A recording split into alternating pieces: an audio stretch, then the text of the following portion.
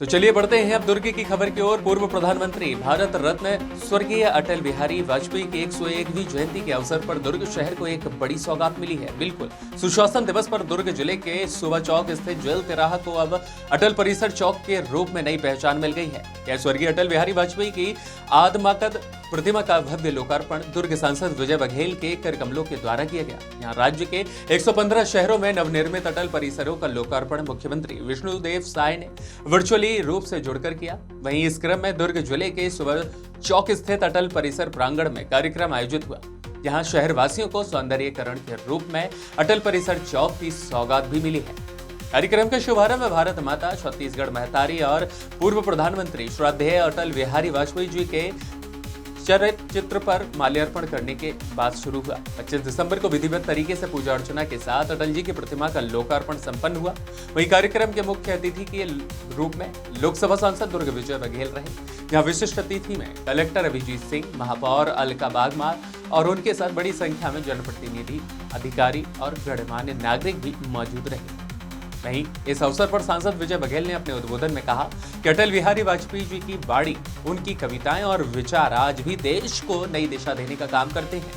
उन्होंने कहा कि यह वर्ष देश के लिए गौरव और प्रेरणा का भी प्रतीक है और अटल जी के विचार आने वाली पीढ़ियों को राष्ट्र सेवा के लिए भी प्रेरित कर रहे हैं।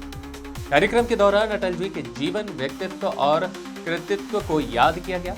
वहीं पूरे परिसर भर में उत्सव जैसा माहौल भी खासा देखने को मिला और शहरवासियों में भी विशेष खासा उत्साह नजर आया। दुर्ग से संवाददाता महेश तिवारी की रिपोर्ट। आप सभी गणमान्य नागरिकों से निवेदन है कि एक वोट के कारण दर्शक दीर्घा स्वीकार करेंगे। तो वहीं पर अटल बिहारी जी ने निवासियों से, दर्शकों से, पधारे हुए प्रेस मीडिया से भाजपा की निवेदन। सरकार आएगी और भारत कांग्रेस मुक्त होगा। देखिए, अटल जी का एक सत्य वाक्य आपने सुना होगा, पूरे देश ने, पूरे विश्व ने सुना है, हार नहीं मानूंगा, हार नहीं मानूंगा, सतत पथ पर चलते हुए इस देश को शिखर पे ले जाऊंगा। ये भाव था उनका। इसमें फुंडहर खेल मैदान में हार नहीं माना, हार से माननीय कभी हताश मुख्यमंत्री नहीं जी होना। का ऐसा आगमन जो संकल्प और लेने वाले व्यक्ति, आज जो विकास कार्यों के लोकार्पण एवं भूमि बहुआयामी पूजन की प्रतिभा के रूपरेखा धनी तैयार की गई है, अटल जिनका संकल्प था, उनका अटल जिनकी इच्छा लोकार्पण और भूमि पूजन और साथ ही हितग्राहियों को सम्मानित किया जाएगा। आप सभी से निवेदन है, आप सभी अपना स्थान ग्रहण कर लें। माननीय मुख्यमंत्री जी का आगमन इस प्रांगण स्थल पर हो चुका है। चलते थे, अटल अडवाणी कमल निशान मांग रहा हिंदुस्तान, उस बात को सार्थक सिद्ध करने वाले अटल जी और हमारे उनके जिलों में, साथ ही हमारे सम्मानीय में हैं। जनप्रतिनिधि और आज उनके 100वीं शताब्दी जयंती के शुभ अवसर पर हम लोग 115 जगह पूरे प्रदेश में इस एक साथ वर्चुअल माननीय मुख्यमंत्री विष्णुदेव साय जी और अरुण साव जी के उन कर कमलों से इसका लोकार्पण किए। हम भी दुर्ग के ऐतिहासिक चौक पर इसका लोकार्पण माननीय मुख्यमंत्री महोदय श्री विष्णुदेव साय जी का आगमन इस प्रांगण में हो चुका है। आज के इस बहुत ही महत्वपूर्ण अवसर पर कर्तव्य पथ पर आगे बढ़ते रहो। जिस तरह हमारी महापौर अलका बागमार जी ने उनके सदवाक्यों को पढ़ा, और वंदन करते हैं और वाकई में एक शब्द में बल था और कार्यक्रम में यही उनकी वाणी थी। सदा सबको उत्साहित करने वाले, उमंग देने वाले, उत्साह देने वाले, मुख्यमंत्री महोदय जी हंसाने वाले, अपने कविता से ऊर्जा देने वाले ऐसे व्यक्ति थे माननीय अटल जी। छोड़ना एक ऐसे महामानव जिनका जन्म 100 साल पूर्व हुआ था, भारत रत्न, बहुआयामी प्रतिभा के धनी परम श्रद्धेय अटल बिहारी वाजपेयी जी के इस जयंती के शुभ अवसर पर हम सब यहाँ उपस्थित हैं। मैं उनको नमन करता हूँ, वंदन करता हूँ।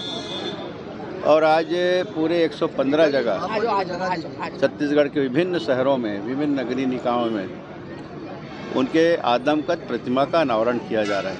और उसी सामूहिक अनावरण कार्यक्रम में माननीय मुख्यमंत्री विष्णुदेव साय जी के कर कमलों से और माननीय अरुण साव जी हमारे नगरीय निकाय मंत्री, उनके कर कमलों से ये कार्यक्रम संपन्न होगा। उसी में हम सब यहाँ दुर्ग के इस ऐतिहासिक चौक में आज हम सब उपस्थित हैं और इस कार्यक्रम में सम्मिलित हुए हैं। अटल जी ने जो देश को दिया है, एक समय ऐसा था कि पूरा देश ये गुंजायमान कर रहा था उन नारों से कि अटल अडवाणी कमल निशान मांग रहा है हिंदुस्तान। और उस बात को सार्थक सिद्ध करते हुए उन्होंने जो अपने कार्यकाल में कर दिखाया, आज हमारे वर्तमान के यशस्वी प्रधानमंत्री जी उस अधूरे काम को पूर्ण करते हुए इस देश को सर्वोच्च शिखर पर ले जाने में लगे। मैं फिर से एक बार नमन प्रणाम। सत्ता आती रहेगी, जाती रहेगी, पार्टियां बनती रहेगी, बिगड़ती रहेगी। लोकार्पण के ये पावन अवसर पर लीजिए हम सीधा प्रसारण देख रहे हैं।